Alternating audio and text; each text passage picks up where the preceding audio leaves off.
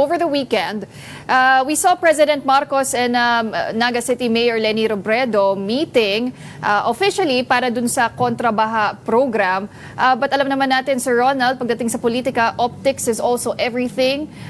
May soundbite pa nga si President Marcos showing his pink socks. What message does that send really looking ahead to 2028? Well, ang message doon ay wala kaming pinag-uusapang politika na tingin ko wala pa naman talaga. No? Wala kaming pinag-uusapan na 2028. Sabi nga ni Mayor Leni Robredo, masyado pang maaga, trabaho lang muna. Pero sabi mo nga, Pauline, everything is optics. Everything is perception. At very sweet pa yung pagkakabanggit ni President Bongbong Marcos na yung kanyang yung politika doon sa kanyang visit ay yung kanyang medyas. Well, that says enough, no? Yung ganong klaseng sweetness, no, sa dating dalawang magkaaway o magkalaban noong 2022 says a lot in terms of optics, no? Kaya ang message nila kay Sara ay the possibility na kahit nag-announce ka na this early, kahit ikaw ang frontliner, hindi pa tapos yung laban. Marami pang pwedeng mangyari.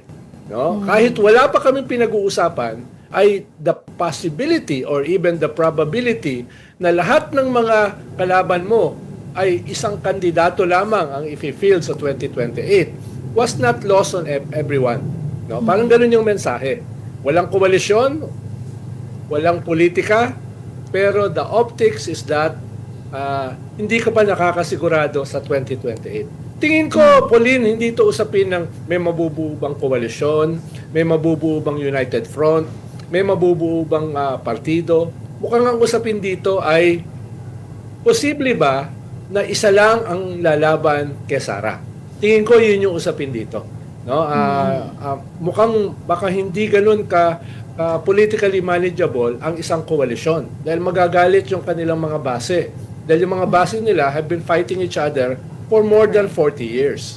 No? So, ang usapin dito ay magkakasundo ba ang iba't ibang mga anti or non-Duterte forces na isang kandidato lamang ang kanilang i-field kay Sara.